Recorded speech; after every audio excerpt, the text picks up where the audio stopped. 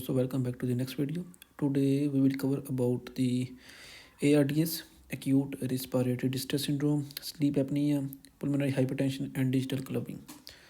So अब हम start करते हैं. फर्स्ट ऑफ ऑल जो हमारा टॉपिक नंबर 1 है वो है acute respiratory distress syndrome and it's a very common disease. Starting with the ARDS. Number 1 ARDS. What is that? पहले हम इसको पढ़ते हैं. ARDS एक्चुअली होता क्या है, फर्स्ट ऑफ ऑल हमें ये पता होना चाहिए. ARDS आप इस तरह समझें कि हमारा जो अल्वियोलाई है, ठीक है, वो इन्फ्लेमेशन और फ्लूइड से फिल अप हो गया, ठीक है. और जब अल्वियोलाई में फ्लूइड आ गई है, इन्फ्लेमेटरी मेडिएटर्स और इन्फ्लेमेटरी केमिकल्स आ गए हैं, तो फिर उधर गैस की एक्सचेंज नहीं होगा. सिंपली ARDS में ये होता है. मैं राइट भी कर देता हूँ,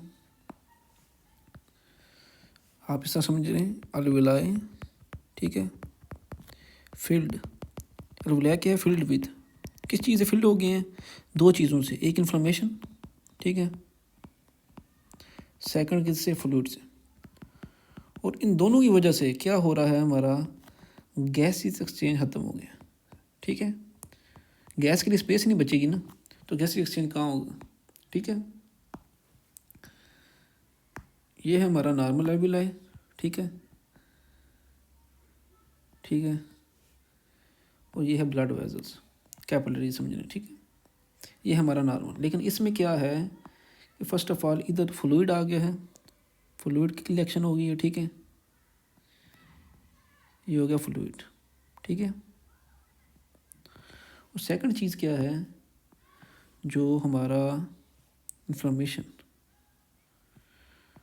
इधर आ गई है, ठीक है. सो ये तो हमारा अल्वियोलाई हो गया ब्लॉक, ठीक है. अब इसमें गैसेस एक्सचेंज होगा? नहीं होगा. गैस एक्सचेंज ख़त्म हो गया इसमें, ठीक है. सिंपली वो ये कहना चाह रहा है. अब हम आते हैं इसकी पैथोफिजियोलॉजी की तरफ कि कौन सी चीज़ें हैं कि जो इन्फ्लेमेशन और फ्लूइड को पुश करेंगी किसके अंदर? अल्वियोलाई के अंदर. हम उसकी तरफ आते हैं. फर्स्ट ऑफ ये तस्वीर रेज करता हूँ, ठीक है. अभी हम आते हैं पैथोफिजियोलॉजी की तरफ. ये कौन सी वजह से इसमें ये वाला सिस्टम हुआ है? Number 1 pathophysiology.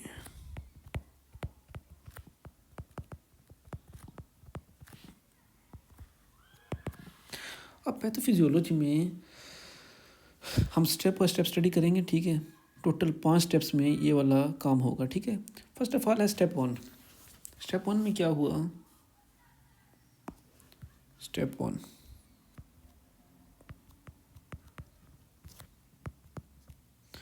First of all क्या है? स्टेप 1. स्टेप 1 का नाम इन्होंने रखा है अल्वियोलर इंसल्ट. क्या नाम रखा है? अल्वियोलर इंसल्ट, ठीक है. और ये ट्रिगर है, ठीक है. इसमें होता क्या है कि हमारे जो लंग्स हैं इसको डायरेक्टली या इनडायरेक्टली कोई ना कोई इंजरी हो जाए, ठीक है. क्या है? डायरेक्टली और इनडायरेक्टली, ठीक है. क्या हो जाए? इंजरी, ठीक है. किसको? हमारे लंग्स को, ठीक है. और कौन कौन सी इंजरीज हैं? नंबर 1 है सेप्सिस, ठीक है. मोस्ट कॉमन है सेप्सिस, मोस्ट कॉमन है, ठीक है. इसमें पूरी बॉडी में इन्फ्लेमेशन हो जाती है. एस्पिरेशन है. एस्पिरेशन मीन कोई फॉरेन केमिकल हमारी बॉडी में आ गया, ठीक है, जिसकी वजह से इधर इन्फ्लेमेशन और फ्लूइड की एक्युमुलेशन हो गई, ठीक है. थर्ड है पैंक्रियाटाइटिस. पैंक्रियाटाइटिस, पैंक्रियाज की इन्फ्लेमेशन हो गई, ठीक है. उसके बाद है ट्रोमा. थर्ड है बर्न्स, ठीक है. और ड्रोनिंग. ये सब की सब हैं, जो सब की सब बीमारियाँ हैं, ठीक है. इनमें क्या होगा कि आपका जो एज ए ट्रिगर एक्ट करेंगे, ठीक है, हमारे लंग्स को इंजर करेंगे और हमारे लंग्स को किसकी तरफ लेकर जाएंगे? एक्यूट रिस्पायरेटरी डिस्ट्रेस सिंड्रोम की तरफ. अब स्टेप 2 की तरफ आते हैं. स्टेप 2 में क्या चेंजेस आएंगे? स्टेप 2 आप सिंपली इस तरह याद रखें, इन्फ्लेमेटरी एक्सप्लोजन. ये पहला स्टेप था इन्फ्लेमेशन, ठीक है, हमारी बॉडी में होगी इन्फ्लेमेशन. सेकंड है इन्फ्लेमेटरी एक्सप्लोजन. इसमें क्या होगा? इन्फ्लेमेटरी एक्सपोजर में ये होगा कि आपका जो है इंजरी पे, जो इंजरी है आपकी इंजरी पे साइड, उधर क्या होगा, मैक्रोफेज आएंगे। क्या आएंगे, मैक्रोफेज। मैक्रोफेज क्या करेंगे, मैक्रोफेज तो ऑलरेडी मौजूद होते हैं ना यार, हमारा जो अल्वीलाई है, ठीक है, उसके अंदर मैक्रोफेज मौजूद होते हैं, ठीक है। वो क्या करते हैं, साइटोकाइंस रिलीज़ करते हैं, रिलीज दी साइटोकाइंस। साइटोकाइंस क्या करते हैं, ये एज ए मैसेज एक्ट करते हैं, ठीक है। और मैसेज जाता है किसको, न्यूट्रोफिल्स को, ठीक है। और न्यूट्रोफिल्स किधर आ जाते हैं, इन्फ्लेमेशन वाली जगह, ठीक है। और जब न्यूट्रोफिल्स इधर पहुंचते हैं, ठीक है, तो ये क्या करते हैं, ये रिलीज़ करते हैं डिफरेंट केमिकल्स। क्यों केमिकल रिलीज़ करते हैं, ताकि जो पॉजिटिव एजेंट है वो ख़त्म हो सके। नंबर 1 वो रिलीज़ करता है reactive oxygen species, reactive oxygen species, ठीक है। ये हम डिटेल में पढ़ चुके हैं जनरल पैथोलॉजी में, ठीक है। उसके बाद रिलीज़ करता है प्रोटीएजेस, ठीक है। वो थर्ड रिलीज करता है इंजाइम्स। ये सारे के साथ काम कौन कर रहा है, हमारे न्यूट्रोफिल्स कर रहे हैं, ठीक है। सो ये जो तीनों चीज़ें हैं, ये तीनों चीज़ें ये क्या करेंगे, हमारे कैपिलरी को भी डैमेज कर देंगे। क्या करेंगे, कैपिलरी को डैमेज कर देंगे, ठीक है। ये था हमारा स्टेप 2। पहले में हमें इंजरी हुई, ठीक है। दूसरे में क्या हुआ, जो मैक्रोफेज था उसने साइटोकाइंस रिलीज़ की है, ठीक है, जिन्होंने कीमोटैक्सिस के थ्रू न्यूट्रोफिल्स को उधर बुला लिया। और जब न्यूट्रोफिल्स उधर पहुंचेंगे तो वो ROS प्रोटीएजेस एंजाइम्स रिलीज़ करेंगे, जो एट द सेम टाइम हमारे कैपिलरी को भी डैमेज कर देंगे, ठीक है। अब क्या होगा, step 3 is most important. Step 3 में क्या होगा, स्टेप 3 हम बोलते हैं लीकी लंग को। स्टेप 3 सिंपली आप इस तरह याद रखें, स्टेप 3 में हमारा जो पहले हमने बोला कैपिलरी डैमेज होगी। अब कैपिलरीज क्या हो गई हैं, जब डैमेज होती हैं तो कैपिलरी क्या होंगी, लीकी हो जाएंगी। और जब कैपिलरी लीक करेंगी तो क्या होगा कि प्रोटीन रिच फ्लूइड उधर से निकल आएगा बाहर। प्रोटीन रिच फ्लूइड आएगा किधर से, कैपिलरी से, किधर, एल्वुलाई में, एल्वुलाई में, जिसे हम एक्सुडेट बोलते हैं, ठीक है। सो इससे क्या होगा, हमें पुल्मोनरी एडीमा हो जाएगा। क्या होगा, पुल्मोनरी एडीमा। और पुल्मोनरी एडीमा कौन सा होगा, नॉन कार्डियोजेनिक, ठीक है, क्योंकि इसमें दिल की कोई बीमारी नहीं है। मोस्टली क्या होता है कि जो आपका दिल है उसके अंदर उसके पंपिंग में कोई मसला आता है, ठीक है, जिसकी वजह से हमारा फ्लूइड एक्युमुलेशन होता है पुल्मोनरी सिस्टम में, ठीक है। लेकिन इधर हमारा जो दिल है वो ठीक काम कर रहा है, लेकिन हमारी प्रॉब्लम किधर है, लंग्स के अंदर, ठीक है। इस वजह से हम इसे बोलते हैं नॉन कार्डियोजेनिक पुल्मोनरी एडीमा, ठीक है। अब आते हैं स्टेप 4 की तरफ। ये सारे स्टेप हम दोबारा रिपीट भी करेंगे, ठीक है। अब आते हैं हम अपने स्टेप 4 की तरफ। स्टेप 4 सिंपली आपने याद रखना है hyaline membrane formation. Hyaline membrane formation. इसमें क्या होगा, हाइलाइन मेम्ब्रेन फॉर्मेशन आप इस तरह याद रखें कि आपके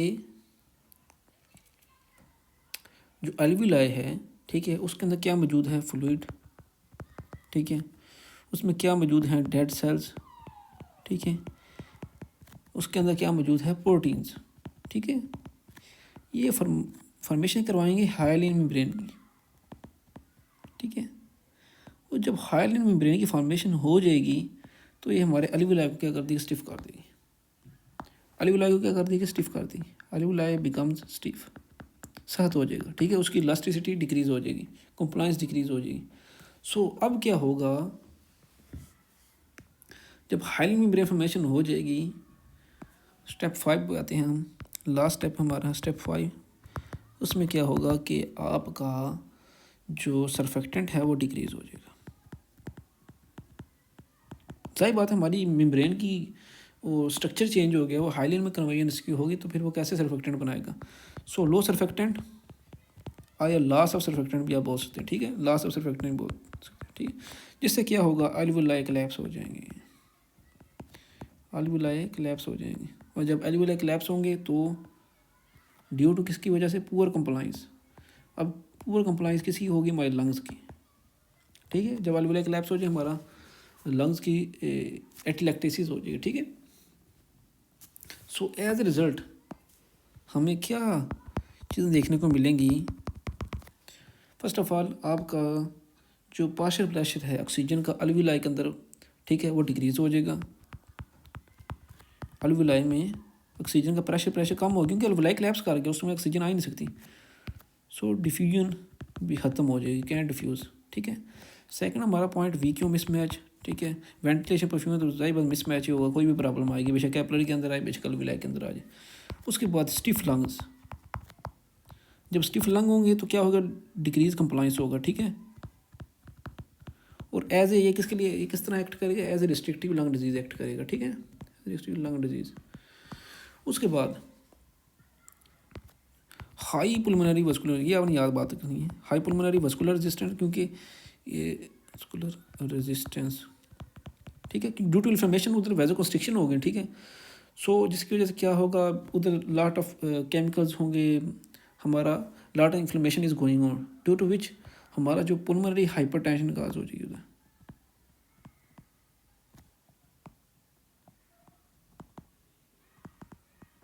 और जब उधर पुल्मोनरी हाइपरटेंशन होगी तो किस पे जाके एक्ट करेगी, हमारे राइट लंग के ऊपर, राइट हार्ट के ऊपर, ठीक है। सो हमने क्या पढ़ा, दोबारा से रिपीट करता हूँ इजी वे में। ये था आपका नॉर्मल लंग्स, ठीक है। ये लंग्स है, क्या है, नॉर्मल है, ठीक है। ये है स्टेप नंबर 1। स्टेप नंबर 1 में क्या हुआ, हमारे जो लंग्स हैं इसको होगी इंजरी, ठीक है। सेकंड स्टेप में क्या हो गया, इसे होगी इंजरी। इंजरी कौन सी हो सकती है, सेप्सिस हो सकती है, एस्पिरेशन हो सकती है, पैंक्रियाटाइटिस, स्ट्रोमा, कोई भी इंजरी हो सकती है, ठीक है। लेकिन सेप्सिस आपने याद रखनी है, ये आपने नहीं बोलनी, मोस्ट कॉमन नहीं है, ठीक है। सेकंड क्या हुआ, ड्यू टू दिस इंजरी हमारे लंग में क्या होगी, इन्फ्लेमेशन।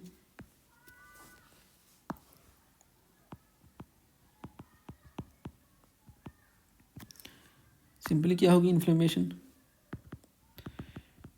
इन्फ्लेमेशन में क्या होता है, जो मैक्रोफेज हैं वो किसको बुलाएंगे, न्यूट्रोफिल्स को, ठीक है। न्यूट्रोफिल्स आपने याद रखना है, ठीक है।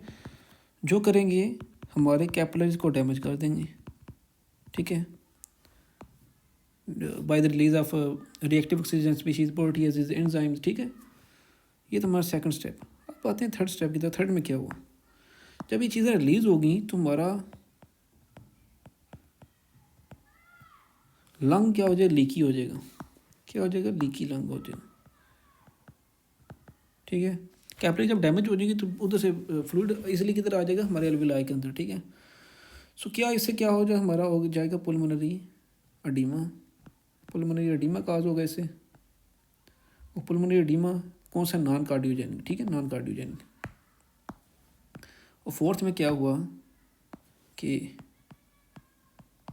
ये आपका जो लंग है, ठीक है, इसमें जब प्रोसेस बंद हो जाएगा सारा, उधर क्या होगी, हाइलिन फॉर्मेशन होगी, ठीक है, हाइलिन फॉर्मेशन होगी। ये एक किस्म का रिपेयर है, ठीक है, ये अपनी बात याद रखनी है, रिपेयरिंग एक्ट करेगा। हाइलिन मेम्ब्रेन जैसे लोहे टूट जाए तो उसके ऊपर जब हम लगाते हैं वो मशीन के साथ, ठीक है, सेम उस तरह समझ लेंगे इसको भी, ठीक है। हाइलिन मेम्ब्रेन फॉर्मेशन होगा, ठीक है, जिसकी वजह से लंग्स क्या हो जाएंगे, स्टिफ हो जाएंगे।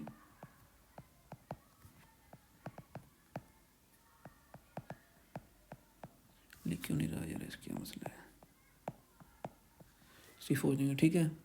सो एट द सेम टाइम हमारा सर्फेक्टेंट भी क्या हो जाएगा, डिक्रीज़ हो जाएगा।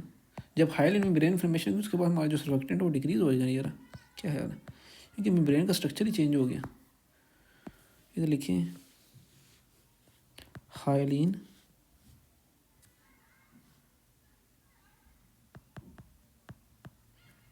क्या मसला, ये ठीक रहा, हाइलिन मेम्ब्रेन, ठीक है, उसकी फॉर्मेशन होगी, ठीक है। तो वो क्या करेगा, सर्फेक्टेंट को डिक्रीज़ कर देगा, ठीक है, जिसकी वजह से क्या होगा, हमारा अल्वुलाई कोलैप्स कर देगा, कोलैप्स। जब सर्फेक्टेंट ही नहीं होगा तो कोलैप्स हो जाएगा, सिंपल सी बात है, ठीक है। उससे जो हमें इफेक्ट मिलेंगे ये आपके सामने, the main one is this one, ये अपना हमेशा हाई पुल्मोनरी वस्कुलर रेजिस्टेंस याद रखना आपने, ठीक है। सो डायग्नोसिस क्या है, डायग्नोसिस कैसे करेंगे इस डिजीज़ की, ये मोस्ट इम्पॉर्टेंट है। डायग्नोसिस, आप डायग्नोस कैसे करेंगे इस डिज़ीज़ को, ठीक है, ये मोस्ट इम्पॉर्टेंट बात है। फर्स्ट ऑफ ऑल आपने याद रखना है इसमें बाईलैटरल ओपेसिटीज़ होंगी, बाईलैटरल ओपेसिटीज़, ये इसकी पहली बात है जो आपने याद रखनी है चेस्ट एक्सरे में, ठीक है, दोनों लंग्स में नज़र आएगा। उसके बाद रिस्पायरेटरी फेलियर होगा इसमें, ठीक है,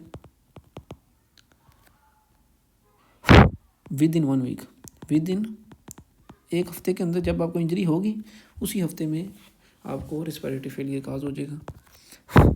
थर्ड है आपका जो पार्शियल प्रेशर है आपका ऑक्सीजन का, ठीक है, जब आप मशीन से चेक करेंगे और FiO2 वो डिक्रीज़ हो जाएगा 300 से, ठीक है, ये पेशेंट ना याद रखें, इतना इंपॉर्टेंट नहीं है। मेन बात जो अपनी not due to heart failure, इसमें हार्ट आपका नॉर्मल है, ठीक है, हार्ट नॉर्मल है, ठीक है। बायलेटरल ओपेसिटीज़ और रिस्पायरेटरी फेलियर और नॉन कार्डियोजेनिक, ये इंपॉर्टेंट पॉइंट्स हैं जो आपने याद रखने। जो डायग्नोसिस हो गया, मैनेजमेंट कैसे करेंगे, बंदा आपके पास आके तो आप उसकी मैनेजमेंट कैसे करेंगे, ट्रीटमेंट कैसे करेंगे। फर्स्ट ऑफ ऑल आपने ट्रीट करना है किसको, काज को, किस वजह से हुआ है, ठीक है, सेप्सिस है, कोई भी है, ठीक है, अगर सेप्सिस है तो फिर आपने एंटीबायोटिक्स देने हैं। अगर ट्रोमा है पहले उसको ट्रोमा को ट्रीट करें, ठीक है, पहले आपने सबसे पहले आपने काज को ट्रीट करना है। सेकंड आपने क्या करना है, मैकेनिकल वेंटिलेशन देनी है उसको, बंदे को मैकेनिकल वेंटिलेशन देंगे, ठीक है, और देंगे कैसे, लो टाइडल वॉल्यूम देंगे उसको, लो टाइडल वॉल्यूम स्ट्रेटजी, क्योंकि उसके अल्वोलाइक लैप्स हैं यार, ठीक है, क्या है। उसके बाद हाई पीप देंगे, ठीक है, हाई पीप से क्या होगा, जो अल्वोलाई होंगे वो ओपन हो जाएंगे, ठीक है। और प्रोन पोजीशन में पेशेंट को रखेंगे किस सूरत में, जब उसकी केस क्या होगा, स्वेयर होगा, ठीक है, स्वेयर केसेस में सुपाइन पोजीशन नहीं, प्रोन पोजीशन में रखेंगे, ठीक है। और उसको फ्लूइड भी देंगे, कंजर्वेटिव फ्लूइड मैनेजमेंट, जो उसके अंदर फ्लूइड इकट्ठा हुआ है, ठीक है, उसको भी ठीक करेंगे, ठीक है। ये that's all about the ARDS, ठीक है। अब हम आते हैं अपने नेक्स्ट डिजीज़ की तरफ जो है ARDS, वो कंप्लीट हो गया। अब हम आते हैं सेकंड की तरफ जो क्या है, हमारी स्लीप एपनिया, ठीक है। ये क्या चीज़ है, स्लीप एपनिया आप इस तरह समझें कि जब आप सोए हों, ठीक है, तो सोते हुए आपकी जो सांस है वो बंद हो जाए, क्या है, रिपीटेड स्टॉपिंग, ठीक है, वक्तन फ़वक्तन ऑफ ब्रीथिंग, सांस, ठीक है, किसके दौरान, ड्यूरिंग स्लीप, ठीक है, और मोर देन 10 सेकेंड, ठीक है, 10 सेकंड से ज़्यादा हम आपकी सांस बंद हो, ठीक है। और इससे क्या होगा, एक तो आपकी स्लीप पूरी हो जाएगी, काजी पूरा स्लीप, ठीक है, उस पेशेंट के अंदर, प्लस डे टाइम स्लीपीनेस, ठीक है, वो बंदा आपको दोपहर के टाइम, ठीक है, उसको सुस्ती नज़र आएगी, ठीक है, सुस्ती होगी इस बंदे के अंदर, ठीक है। अब इसकी डिफरेंट टाइप्स हैं, ठीक है। फर्स्ट ऑफ ऑल पढ़ते हैं नंबर वन कौन सी है, नंबर 1 है obstructive sleep apnoea, obstructive sleep apnoea, ठीक है, इसको हम OSA भी बोलते हैं, ऑब्स्ट्रक्टिव स्लीप एपनिया। इसमें होता क्या है कि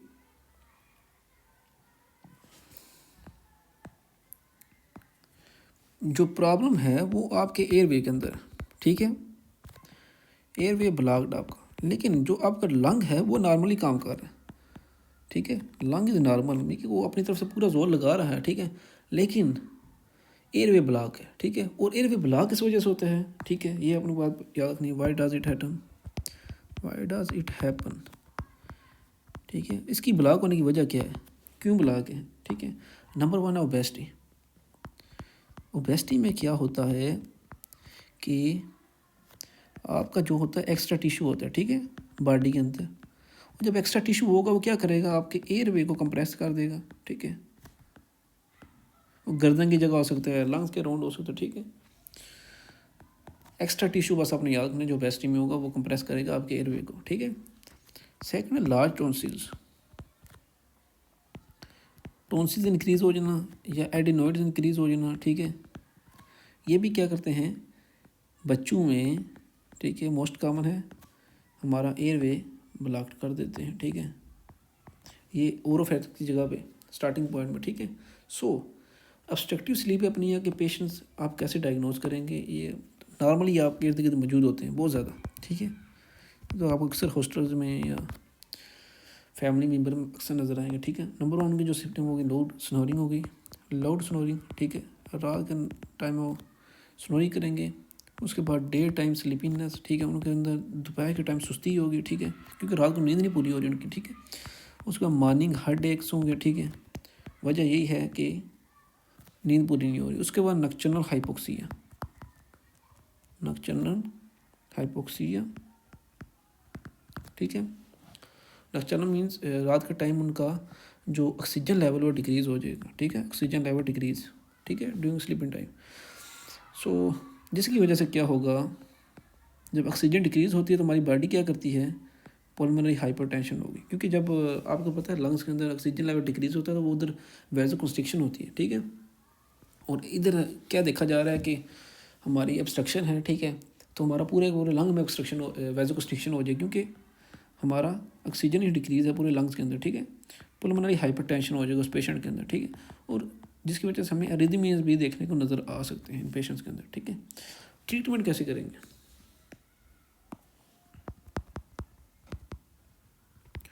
ट्रीटमेंट नंबर 1 उसको बोलेंगे वेट लॉस करो, अगर उसमें बेस्ट ही है। उसके बाद उसको डेंटल डिवाइसेस देंगे, ठीक है, वो भी उसको हेल्प करेंगी, ठीक है।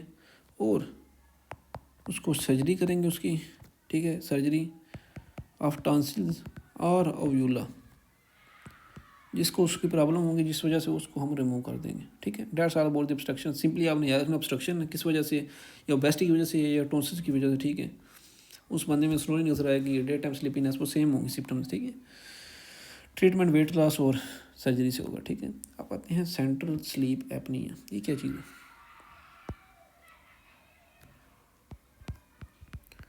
सेंट्रल स्लीप एपनिया ये क्या बुला है, पहले हमने पढ़ लिया ऑब्स्ट्रक्टिव, अब आते हैं सेंट्रल, इसे अब बोलते हैं CSA। ऊपर हमने पढ़ा था, इसमें आपने या डिफ्रेंशिएट नहीं पढ़ी है, इसमें बताना, इसमें एफर्ट प्रेजेंट है, एफर्ट प्रेजेंट है, ठीक है। वो कोशिश कर रहा है, ठीक है, बंदा लंग उसका नॉर्मल है, लेकिन आपका एयरवे ब्लॉक्ड है। इसमें उल्ट है,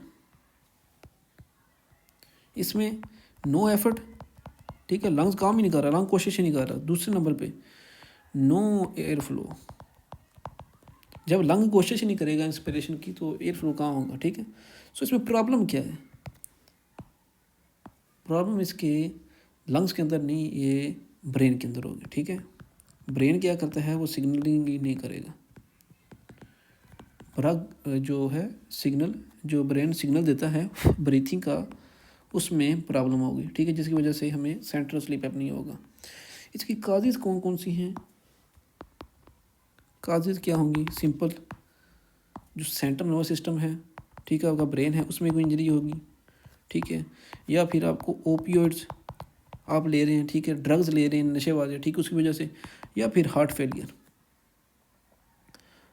की वजह से शिनी स्ट्रोक सिंड्रोम हो सकती है, शिनी स्ट्रोक्स, ठीक है। लंग्स मतलब कि हार्ट फेलियर है तो आपके जो ब्रेन है उसको मींस ऑक्सीजन नहीं मिलेगी, जिसकी वजह से सेंट्रल नर्वस सिस्टम इंजरी होगी और वो आगे काज करेगा सेंट्रल स्लीप एपनिया। अब ट्रीटमेंट कैसे करेंगे इस पेशेंट के अंदर, ट्रीटमेंट डिफ़िकल्ट है इस पेशेंट के अंदर। फर्स्ट ऑफ ऑल आपने उसको पॉजिटिव एयर वे प्रेशर देना है, ठीक है, पॉजिटिव एयर वे प्रेशर, ठीक है।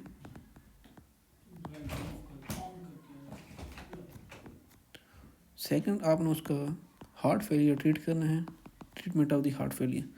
और उस पेशेंट में क्या ऑपियोइड्स ले रहा है उसको ब्लॉक करना है, ठीक है, इसको ट्रीट करना है, ठीक है, और पॉजिटिव एयर प्रेशर देना, ठीक है।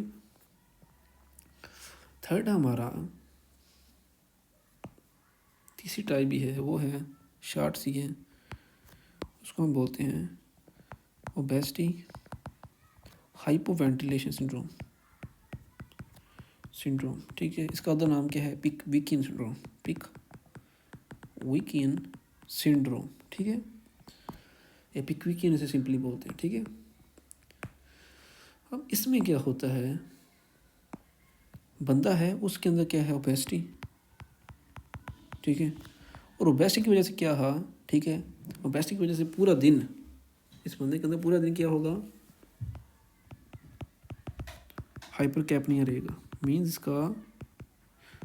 हाइपरकैपनिया मीन्स इसका जो कार्बन डाइऑक्साइड का लेवल है, ठीक है, अल्विलाई के अंदर वो इंक्रीज रहेगा, ठीक है। और जब PaCO2 ज़्यादा होता है, partial pressure of carbon dioxide lungs के अल्विलाई के अंदर, हमारा पार्शियल प्रेशर ऑक्सीजन डिक्रीज हो जाता है, ठीक है। और इस बंदे में इसकी वजह क्या है, ठीक है, ओबेसिटी की वजह से होगी शैलो ब्रीथिंग, ठीक है, और shallow breathing plus chest wall weight, ठीक है, मीन्स इसमें जो एक्स्ट्रा टिश्यू है, ठीक है, जिसकी वजह से क्या होता है, शैलो ब्रीथिंग होती है। ट्रीटमेंट इसका सेम है, ट्रीटमेंट आपने इसका वेट लॉस करना है, ठीक है, वेट लॉस करें और उसको पॉजिटिव एयरवे प्रेशर दें, डेट्स नॉट सो डिफिकल्ट। अब आते हैं अपने मोस्ट इंपॉर्टेंट टॉपिक की तरफ, वो है पुल्मोनरी हाइपरटेंशन।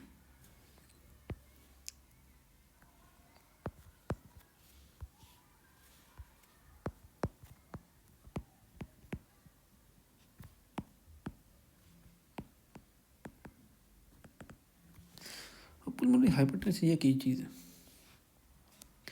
आपका जो पुल्मोनरी आर्टरी प्रेशर है, ठीक है, पुल्मोनरी आर्टरी, ठीक है, जो किधर जा रही है, वो राइट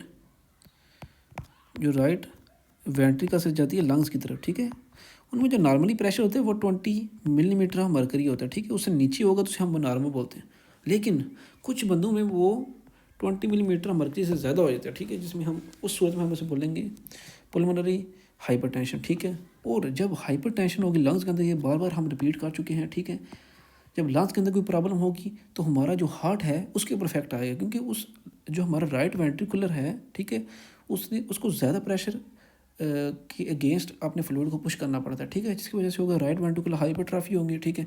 अगर उसका आप ट्रीटमेंट नहीं करेंगे तो राइट वेंट्रिकुलर फेलियर हो जाएगा, ठीक है, प्रॉब्लम राइट वेंट्रिकल के अंदर आएगी। अब जब पुल्मोनरी हाइपरटेंशन होती है किसी पेशेंट के अंदर, ठीक है, तो पैथोलॉजिकल चेंजेस कौन कौन सी आती हैं उस बंदे के अंदर, कौन सी एडवर्स चेंजेस आती हैं उन पेशेंट्स के अंदर। फर्स्ट ऑफ ऑल जो उसका इंटीमल फाइब्रोसिस नज़र आएगी, ठीक है, जो इनर मोस्ट लेयर है ब्लड वेसल्स की उसके अंदर फाइब्रोसिस हो जाएगी, ठीक है।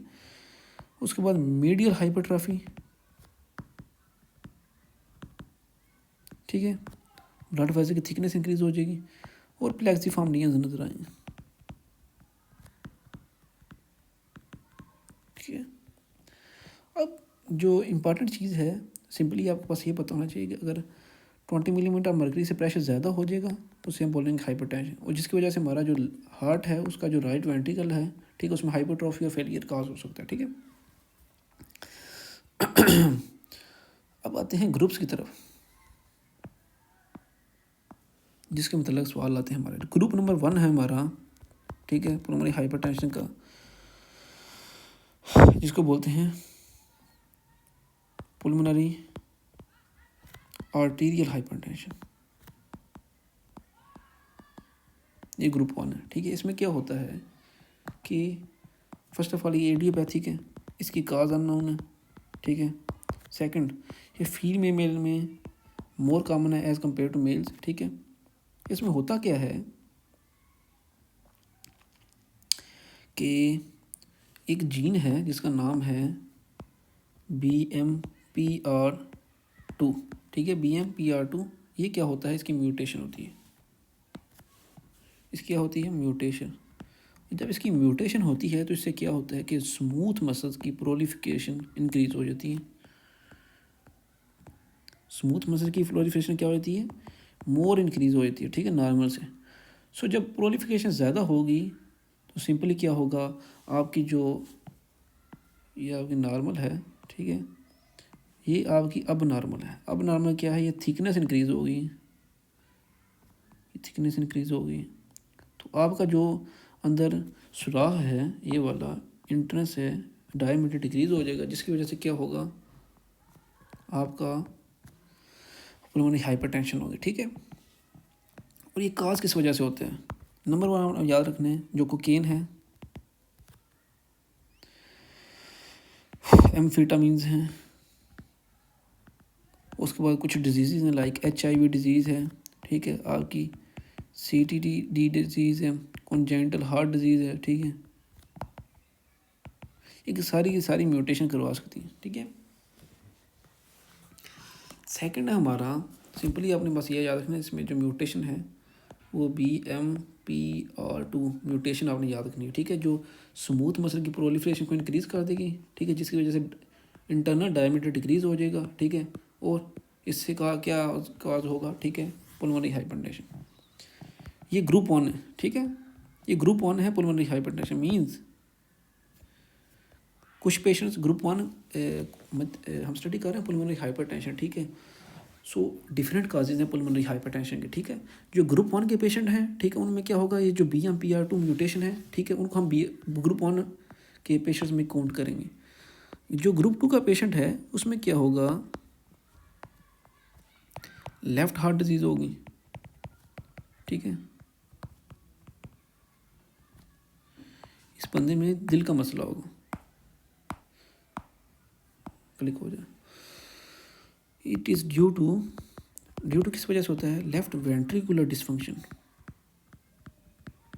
क्या है, लेफ्ट वेंट्रिकुलर डिसफंक्शन होगा नंबर 1, ठीक है, उसका लेफ्ट वेंट्रिकल ही खराब है, ठीक है। सो अगर लेफ्ट वेंट्रिकल खराब होगा तो क्या होगा, आपका योटा में प्रॉब्लम आएगी, ठीक है। सो योटा आपको समझा देता हूँ इधर से, वेट करें। ये आपका हार्ट है, ये है राइट आर्टरियम, ये है राइट वेंट्रिकल, ये है लेफ्ट आर्टरियम, ये है लेफ्ट वेंट्रिकल, ठीक है। इसके ऊपर क्या मौजूद है, आपके लंग्स, ये है आपके लंग्स, ठीक है। इसमें इधर से जा रही है पुल्मोनरी आर्टरी, इधर आ रही है पुल्मोनरी वेन्स, ठीक है, और इधर से क्या निकल रहा है, एयोर्टा, ठीक है। अब प्रॉब्लम किधर है, आपका जो लेफ्ट वेंट्रिकुलर, ठीक है, मीन्स आपका जो लेफ्ट वेंट्रिकुलर है वो सही तरह से ब्लड पंप नहीं कर रहा, किसके अंदर, आपके अयोटा के अंदर, ठीक है। उस जब ब्लड अयोटा में नहीं जाएगा तो किधर जाएगा, बैक फ्लिप करेगा, ठीक है, प्रेशर इंक्रीज होगा लेफ्ट आर्टरियम में, और जब लेफ्ट आर्टरियम में जाएगा तो बैक साइड किधर जाएगा, आपके लंग्स के अंदर, ठीक है, और जब लंग्स में जाएगा तो क्या काज करेगा, आपका पुल्मोनरी हाइपरटेंशन काज करेगा, ठीक है। और फिर ऑन द वे बैक आपका जो राइट साइड है उसको डैमेज कर देगा, ठीक है। उसके बाद है mitral stenosis and regurgitation. Mitral stenosis and regurgitation, ये 2 बीमारियां हैं, ये भी समझाता हूँ अब इसमें क्या मसला है, ठीक है। इसमें भी प्रॉब्लम सेम ही है, ठीक है। प्रॉब्लम कैसे सेम है, इसमें क्या होगा,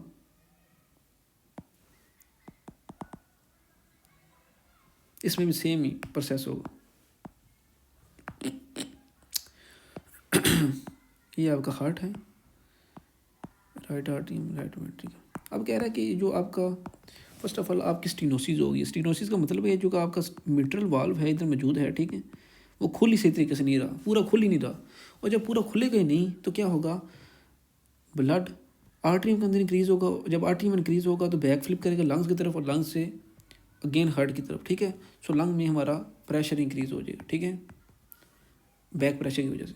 और रिगर्जिटेशन का मतलब ये है कि जब आपका ये जो स्टेनोसिस का मतलब है खुलेगा नहीं सही तरीके से, ठीक है, लेकिन रिगर्जिटेशन का मतलब ये है कि जो आपका मिट्रल वाल्व है ये सही तरह से क्लोज नहीं होगा, पूरा क्लोज ही नहीं होगा, जब जिस वजह से जब लेफ्ट वेंट्रिकुलर कॉन्ट्रैक्ट करेगा ब्लड अयोटा में भेजने के लिए, तो ब्लड आगे जाने के बजाय कुछ ब्लड बैक साइड भी चला जाएगा राइट आर्टरी में, और राइट आर्टरी से फिर किधर जाएगा, लंग में जाएगा, पुल्मोनरी हाइपरटेंशन काज करेगा, ठीक है। ये आते हैं ग्रुप 2 के पेशेंट, ठीक है। अब हम आते हैं ग्रुप 3 की तरफ। ये ग्रुप 3 क्या चीज़ है, वेट करें, ARDS हमारा डन हो गया, स्लीप एपनिया डन हो गया, पुल्मोनरी हाइपरटेंशन ऑलमोस्ट ये भी डन हो गया। ग्रुप 3 है, उसको हम बोलते हैं लंग डिजीज़। पहले पेशेंट के जो थे, पहले पेशेंट्स उनके अंदर जो ये वाली जो आर्टरीज थी जो राइट वेंट्रिकल से निकल रही थी, इनके अंदर प्रॉब्लम थी, ठीक है। जो ग्रुप 2 के पेशेंट्स हैं उनके लंग्स, हार्ट के अंदर प्रॉब्लम है, ठीक है। और जो ग्रुप 3 के पेशेंट्स हैं उनके लंग्स के अंदर प्रॉब्लम होगी, ठीक है। हाइपोक्सिया होगा या लंग के अंदर कोई प्रॉब्लम होगी, ठीक है। अब हाइपोक्सिया के पेशेंट्स के अंदर होगा, COPD के पेशेंट्स में, ठीक है, ILD, स्लीप एपनिया, ठीक है, हाई एल्टीट्यूड, इनमें से कोई भी हो सकता है जो लंग्स में क्या करे, हमारे कोई भी डिजीज़ जो हमारे लंग में क्या करे, वैसोकंस्ट्रिक्शन, ठीक है। जब वैसोकंस्ट्रिक्शन होगी क्या होगा, प्रेशर इंक्रीज होगा, और प्रेशर इंक्रीज हो तो क्या होगा, पुल्मोनरी हाइपरटेंशन होगा। पुल्मोनरी हाइपरटेंशन होगा तो क्या होगा, आपका कोर पुल्मोनरी काज हो सकता है, ठीक है। सो अब आते हैं अपने ग्रुप 4 की तरफ, ठीक है। ये लास्ट ग्रुप है हमारा, ठीक है। पहला इसके अंदर, दूसरा हार्ट के अंदर, तीसरा लंग्स के अंदर, चौथा क्या होगा, क्रोनिक थ्रोम्बोएम्बोलिज्म।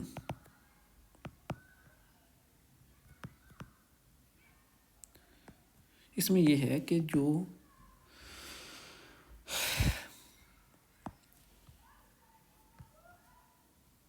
आपके जो वस्कुलर एरिया है, आपके कैपिलरीज हैं, उनमें क्लाट्स फॉर्मेशन हो किसी वजह से, क्लाट्स में, ठीक है। जब क्लाट्स फॉर्मेशन होती है, आपका जो वस्कुलर बेड एरिया है वो डिक्रीज हो जाता है, ठीक है। जिसकी वजह से क्या होगा, ब्लॉकेज होगी और पुल्मोनरी हाइपरटेंशन काज होगा। ये तो ग्रुप 5 भी ऐड किया गया, ग्रुप 5 में मिसेलिनियस काजेज ऐड की गई हैं, ठीक है। ग्रुप 5 है मिसेलिनियस मीन्स कोई प्रॉब्लम है, हेमेटोलॉजिक प्रॉब्लम है, ठीक है। आपके RBC डैमेज हैं, ठीक है। आपके ब्लड वेजल में कोई मसला है, मेटाबॉलिक, ठीक है। आपके कोई ग्लैंड्स में इशू है, हार्मोन में इशू है, सिस्टेमिक डिजीज कुछ हो गई, इन डिटेल में हम नहीं जाएंगे। ट्यूमर कंप्रेशन हो गया, ठीक है। It are all about miscellaneous.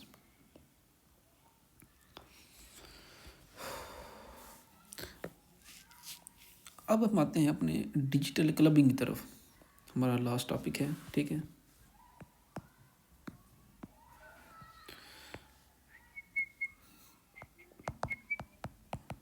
Digital clubbing होता क्या है यार, अक्सर आपने बंदे देखे होंगे जिनकी उंगलियां इस तरह, हमारी नॉर्मल उंगली इस तरह है, ठीक है। ये हमारा नाखून है, ठीक है। कुछ बंदों की उंगलियां ऐसे हो जाती हैं, मोटी सी, और नाखून भी मोटा सा हो जाता है, ठीक है। इसे क्लबिंग बोलते हैं, ठीक है। इसे क्लबिंग बोलते हैं। अभी आपने देखा तो हुआ है, ठीक है। इसमें होता क्या, अब ये स्टडी करते हैं। फर्स्ट ऑफ ऑल, इस पेशेंट के अंदर जो एंगल है, इंक्रीज एंगल ग्रेटर देन किसके अंदर से 180 से ज़्यादा हो जाएगा एंगल। नॉर्मली ये आपकी उंगली है, ठीक है, ये उसका नाखून है, ठीक है। नॉर्मली जो आपका एंगल होता है, ठीक है, वो 180 से कम होता है, ठीक है, 180 से कम होता है। लेकिन पेशेंट में क्या होता है, अब नॉर्मल स्ट्रक्चर की वजह से ये एंगल जो है 180 से इंक्रीज़ कर जाता है, ठीक है, 180 से इंक्रीज़ कर जाता है, ठीक है। स्ट्रक्चर नॉर्मल नहीं है, ठीक है। इसमें होता क्या है, समटाइम्स कुछ पेशेंट में जो हमारी पुल्मोनरी सिस्टम है उसमें होती है शंटिंग, और जब इन पेशेंट्स में पुल्मोनरी शंटिंग होती है, पेशेंट्स में क्या होती है, पुल्मोनरी शंटिंग, ठीक है। पुल्मोनरी शंटिंग की वजह से जो मेगाकार्डियोसाइट्स हैं, ठीक है, ये वन ऑफ द काज है। डिजिटल क्लबिंग की बहुत सारी काजेज हैं, ठीक है, लेकिन वन ऑफ द काज मैं स्टडी कर रहा हूँ, ठीक है। इंट्रापुल्मोनरी शंटिंग हुई आपको इंट्रापुल्मोनरी विद इन द लंग्स, ठीक है, जिसकी वजह से मेगाकार्डियोसाइट्स आपके लंग्स को क्रॉस करके किधर आ जाएंगे, आपके इधर जो है फिंगर्स की तरफ, ठीक है। ये करते क्या है, मेगाकार्डियोसाइट रिलीज करते हैं platelet derived growth factor and vascular and growth factor, हम जनरल पैथोलॉजी में स्टडी कर चुके हैं। और ये क्या करता है, ये करते हैं टिश्यू ग्रोथ। इनका काम क्या होता है, टिश्यू ग्रोथ। ये टिश्यू ग्रोथ नॉर्मली पता क्या होता है, जब आपको कोई इन्फ्लेमेशन होती है, कोई इंजरी होती है, ये नॉर्मली उधर जाकर रिलीज होते हैं। लेकिन ये आपके जो नॉर्मल फिंगर्स हैं उधर आ गए, ठीक है। और जब नॉर्मल फिंगर्स में ये रिलीज होंगी तो इंक्रीज टिश्यू ग्रोथ होगी, और जब टिश्यू ग्रोथ इंक्रीज होगी आपकी उंगलियाँ मोटी हो जाएंगी, ठीक है। सिंपली ये आपका एंगल 180 से इंक्रीज हो जाएगा। अब काजेज़ की तरफ आते हैं। काजेज़ कौन कौन सी हैं हमारी डिजिटल क्लबिंग की? ब्रोंकिएक्टेसिस। ब्रोंकिएक्टेसिस ब्रोंकिएक्टेसिस किसकी प्रॉब्लम है? आपके लंग्स की, ठीक है। आपकी लंग्स में क्या हो गया? लंग कैंसर हो गया, ठीक है, या फिर साइनोटिक हार्ट डिजीज़ होगी, टीबी हो गया, लंग अब्सेस हो गया, ठीक है। ये सारी की सारी इनमें हमारा मेगाकैरियोसाइट्स फिंगर्स में चले जाएंगे जो रिलीज़ करेंगे प्लेटलेट ड्राइव को factor and vascular endothelial growth factor, ठीक है। ये अपने पास याद बात की, ये दोनों इंक्रीज हो जाएंगे जो कराएंगे इंक्रीज टिश्यू ग्रोथ, ठीक है। मेन प्रॉब्लम इसी के अंदर होगी, ठीक है। लेकिन आपने ये बात याद नहीं, जो COPD है, COPD, ठीक है, और अस्थमा, इन दोनों की सूरत में हमें क्लबिंग नहीं होगी, ठीक है। ये दोनों क्लबिंग नहीं करवाते। So after the next video, good bye.